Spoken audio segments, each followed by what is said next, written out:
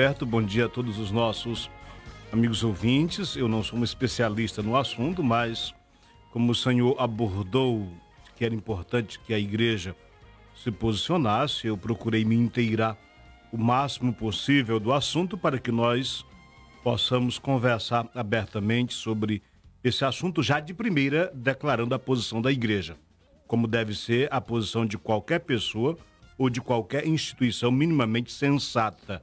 A igreja, como uma instituição perita em humanidade, também responsável pelo depósito da fé, se posiciona sempre a favor da vida e contra toda e qualquer manifestação que a despreze, especialmente contra a xenofobia e contra qualquer tipo de apologia a qualquer gesto de violência.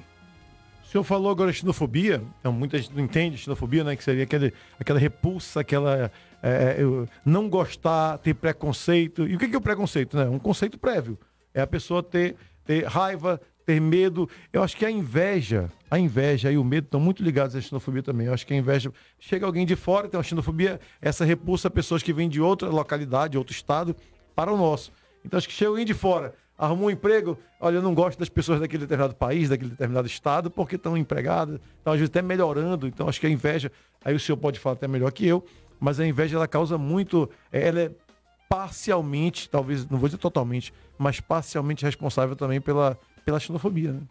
Sim, na verdade, a xenofobia ou a inveja estão muito associadas à insegurança.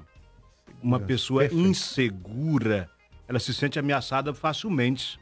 E quando se sente ameaçada, ela quer combater aquele que parece o seu inimigo. Então, acho que uma coisa que a gente precisa colocar é a insegurança. A pessoa insegura, ela vê o outro como ameaça. Ao passo que uma pessoa segura, diante do diferente, ele se coloca em diálogo, acolhe, dialoga, porque é seguro.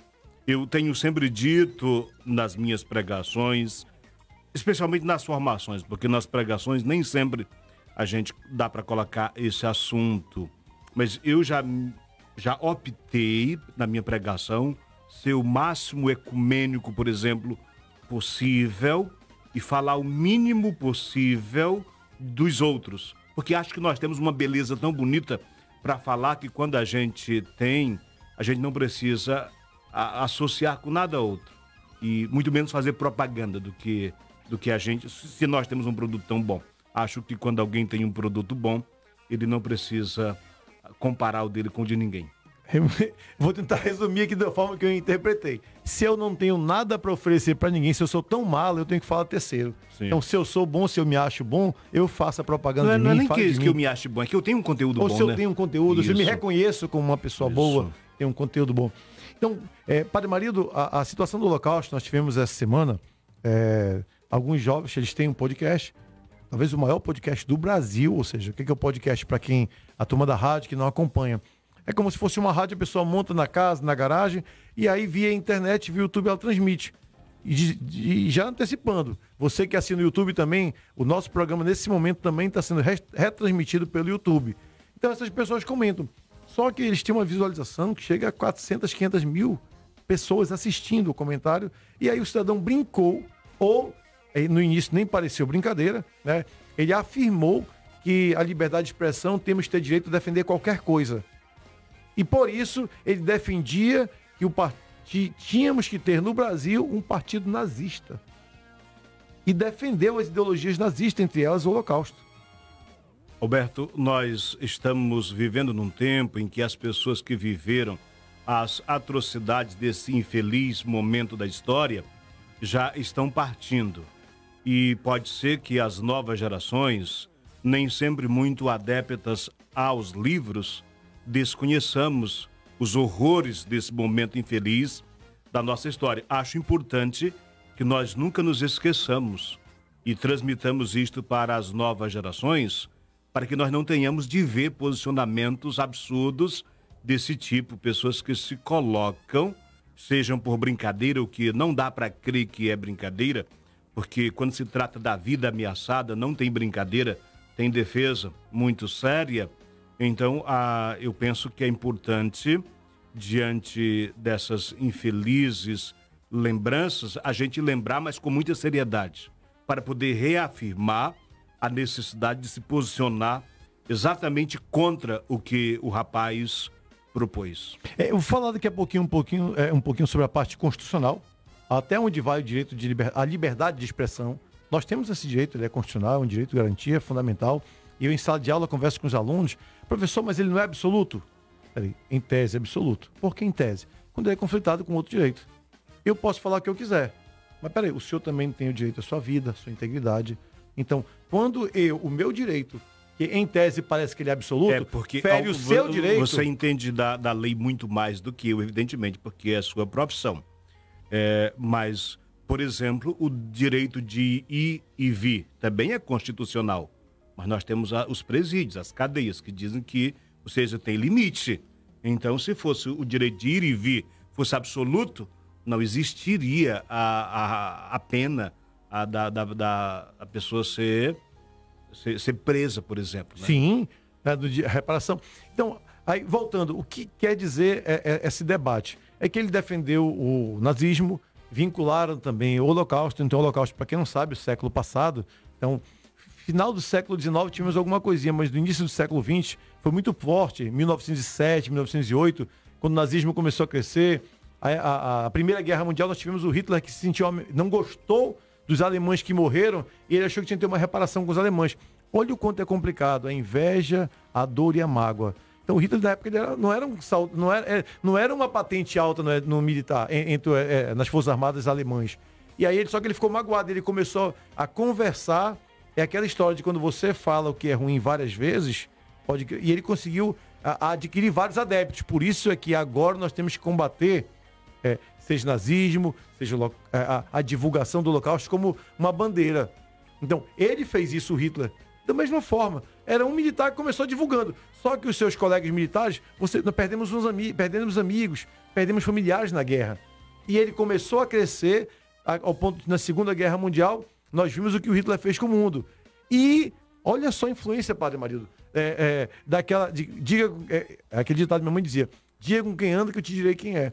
Inicialmente, embora ele defendesse a teoria ariana, os brancos, os louros e tal, os olhos claros, mas ele não queria naquele momento o massacre contra o judeu. Ele queria fazer depois da Segunda Guerra Mundial, porque ele achava que ia ganhar. Mas os coleguinhas, o grupo dele, disse não, vamos aproveitar agora. Por quê?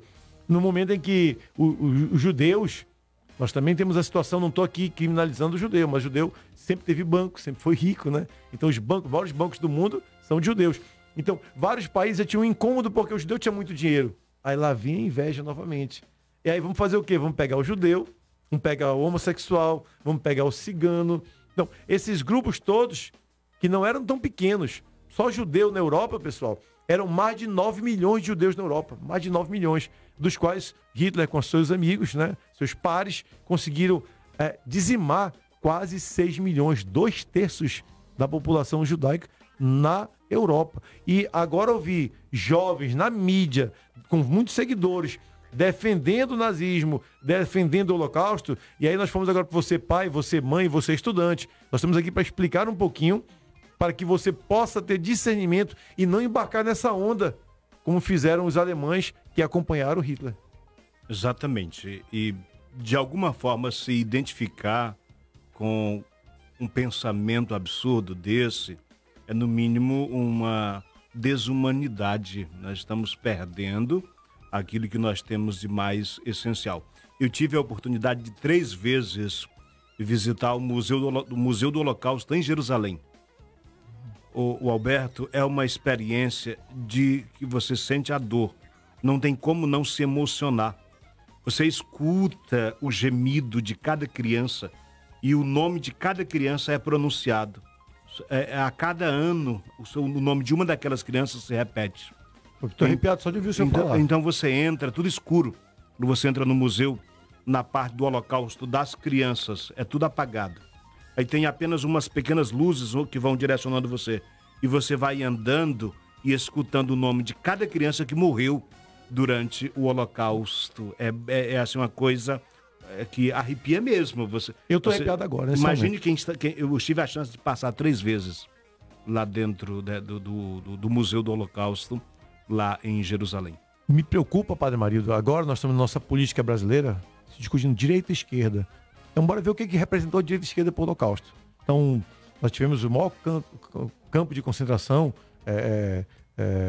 dos nazistas, onde quando as pessoas entravam, não estou falando de uma pessoa, de comunidades inteiras que entravam, direita ia aqueles que tinham de 12 a 55 anos, que estavam saudáveis. Para a esquerda iam aqueles até 12 anos e os maiores de 55. O da direita era para não comer, ser maltratado, eram os escravizados. E os da esquerda iam para as câmaras de gás. E sabe por que foi criada a câmara de gás? Olha o contador que o senhor está falando, que vivencia só de estar no ambiente. Os próprios alemães, que eles matavam através de fuzilamento, colocavam no muro e fuzilavam com tiros. Então, vamos imaginar que os pais estavam para a direita, ouvindo o barulho dos tiros e os gritos das pessoas do lado esquerdo que estavam sendo fuziladas. É tão angustiante que os alemães que atiravam começaram a enlouquecer. O próprio exército alemão começou a enlouquecer. É por isso que acabou com o fuzilamento de nazista nos campos de concentração e estabeleceram as câmaras de gás. Então colocavam as pessoas na câmara. Morria silenciosamente sem que ninguém tivesse como assistir. Detalhe, e esse silenciosamente não era tão silenciosamente. Em algum momento eles colocavam um barulho de moto para que os pais não pudessem ouvir os filhos gritar. E para que os filhos de 18, 15, 17 anos não ouvissem os pais gritando também na cama. Quando viam o gás, sim, asfixiavam, morriam. Então, isso nós vivemos agora, há pouco tempo.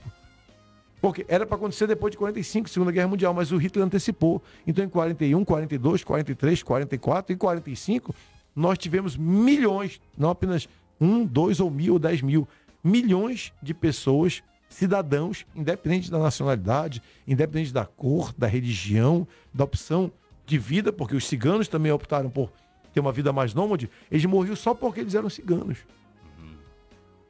São relatos que talvez a gente precise, infelizmente, estar lembrando para que as novas gerações não acham que seja um filme que a gente assiste com um final feliz. Não é um filme. É um momento infeliz, como eu estou chamando. Momento infeliz da história. Ou seja, em que a gente volta a uma situação animalesca e a gente acaba por se identificar. E o perigo é a gente chegar ao momento em que a gente se identifica com isso. E eu penso que, chegando a esse ponto, nós estamos numa situação bastante lamentável. Eu vou mandar um abraço aqui para Eliana Ferreira e também para a dona Rosa Almeida, que estão nos acompanhando, comentando aqui, e assustadas com o que aconteceu. E isso é história. E nós tivemos brasileiros que participaram do Holocausto. Nós temos um brasileiro, ele nascido aqui no Brasil, um brasileiro nato, então não foi naturalizado, mas que os pais eram austríacos. E ele levou os pais, ele nasceu aqui, os pais voltaram, foram para a Índia atrás de emprego. Próximo à Segunda Guerra Mundial. Estou falando de 1938 para 39. E aí eles resolveram ir para a Áustria. Quando voltar para casa, para arrumar um emprego, foi quando aconteceu a Segunda Guerra Mundial.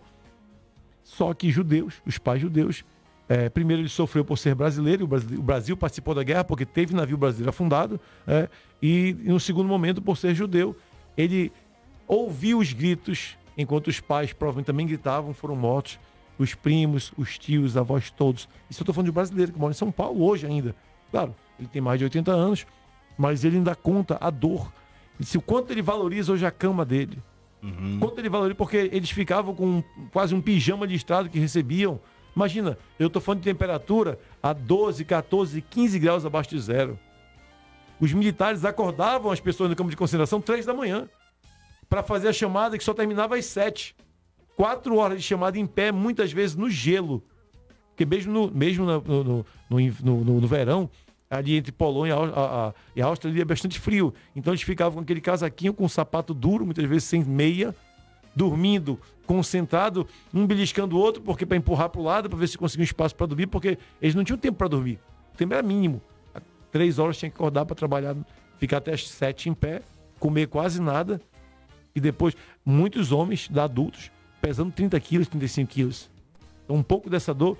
A nossa igreja também se manifestou bastante. O nosso Papa João Paulo II, que veio da Polônia também, viveu ali próximo, viveu muito próximo do maior campo de concentração que o mundo já viu.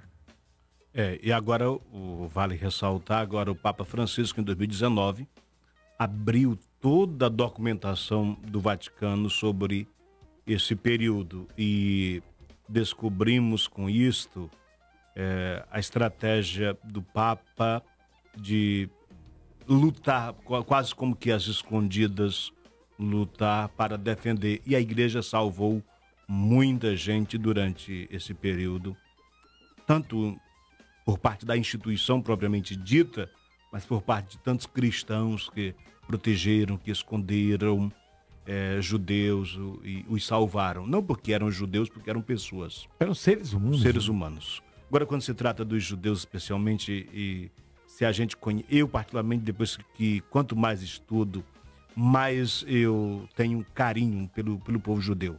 Não é possível hoje, depois de tanto esclarecimento, alguém falar mal dos judeus porque são judeus.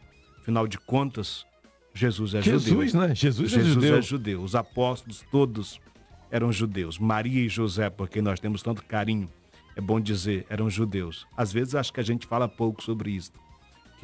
Ou seja, nossa igreja, nossa religião cristã descende diretamente do judaísmo. Os grandes homens da Bíblia, é claro, são todos judeus, né? Então acho que é importante a gente estar lembrando disso. Que aprenderam com Jesus, assim como nós até hoje aprendemos com Jesus e com eles, que todos judeus. Né? Sim. Todos judeus. Então, Jesus não estava aos 12 anos conversando numa igreja católica. Não, a igreja nasce com Cristo, mas ela vai ganhar esse nome bem depois. Jesus viveu em tudo as práticas da religião judaica. O menino judeu e com mudou 12 o anos, mundo. Com 12 anos ele frequenta o templo com os seus pais em peregrinação. 12 anos era a idade em que começavam a escravizar o menino, porque abaixo disso eles morriam no Holocausto. Então, o programa de hoje vamos falar bastante sobre isso, porque é uma realidade que ainda tem muita gente viva hoje que perdeu a família no Holocausto. E essa defesa até midiática da semana nos preocupa. Aqui nós tivemos no Brasil 2 jovens há pouco tempo que se empolgaram. Aí tatuaram a escolástica, tatuaram no corpo e aí começaram a trocar informações com os alemães neonazistas. Pessoal, eu estou falando isso aqui para o pai e para a mãe, tem muito cuidado de acompanhar o que o filho assiste. E eles, padre e marido, começaram a trocar ideia e disseram, nós estamos indo para a Alemanha visitar vocês. Nos grupos neonazistas que ainda tem na Alemanha, como no Brasil, ainda há alguns focos, Sim. nos Estados Unidos tem vários. E eles foram, quando chegaram lá, cada um pegou uma surra. Agora imagina um caboclo brasileiro. Eu falo caboclo porque eu também sou caboclo, muito tranquilo, né? Não estou falando de forma pejorativa, eu estou aqui moreno também. E aí eles chegaram lá com preconceito conosco. Quer dizer, brasileiro com preconceito contra brasileiro, querendo espancar brasileiro. Quando chegaram lá, eles foram espancados, só não foram mortos para servir de exemplo. Sai daqui que vocês são impuros. Olha o que é essa palavra, impuro. Na Bíblia tinha muito essa questão da lei da impureza, mas é numa outra dimensão religiosa. E agora é na dimensão mesmo do preconceito, da xenofobia mesmo, como nós já falamos no início. Mas então, Alberto, eu reitero aquilo que você tinha falado para que eu me posicionasse, reitero a posição da igreja a favor da vida, em todas as suas dimensões, em todas as suas manifestações, posicionamentos. A igreja protesta contra qualquer manifestação que faça apologia à violência, seja no discurso, seja através de gestos ou atos. A igreja sempre se posiciona contra. E acho muito oportuno que, ao abordar esse tema, a gente reitere e chame a atenção dos pais para que não deixem de incentivar os seus filhos a serem a favor da vida, a serem flexíveis, tolerantes, abertos ao diálogo, sem negar seus valores. Cada pessoa tem valores particulares, valores de família, valores institucionais, mas isso não significa que nós devamos combater outros valores só porque são diferentes. Agora, quando se agride a vida, não é mais valor, é contravalor. Então, quando qualquer agressão à vida, não pode ser dita mais que é um valor, nem é cultura. É contravalor, é contracultura. Acho que é isso. Eu só estou triste porque você que está nos ouvindo, nos assistindo, você tem a palavra muito boa, mas não está aqui comigo para ouvir pessoalmente o Padre Marido falar, para você sentir o que eu estou sentindo aqui. É muito importante eu trazer essa palavra porque nós sabemos que temos alguns irmãos católicos, por falta de conhecimento, às vezes se empolgam também com essa atividade midiática. Eu falava essa semana com alguns alunos, se eu pergunto, quase ninguém, pelo menos externa, que defende ladrão, que defende bandido, que defende o criminoso. Aí quando assiste um filme, eu até usei como exemplo uma série, aquele A Casa de Papel, em que os criminosos é que tomam o banco, batem nas pessoas, maltratam, e no final, acho que um aluno disse não falou, os demais todos disseram que defendiam os bandidos. Ou seja, nós somos conduzidos a defender o que é errado. Então é por isso que nós abrimos aqui o Entre Amigos, e o senhor está diariamente aqui na Rádio Gilmar, mostrando o direcionamento que nós devemos ter, respeitando a vida. Não nos empolguemos com uma mídia que faz propaganda e apologia ao erro. E sim, defende a vida, defende o amor, defende a paz, fala de Cristo diariamente aqui na Rádio Gilmar.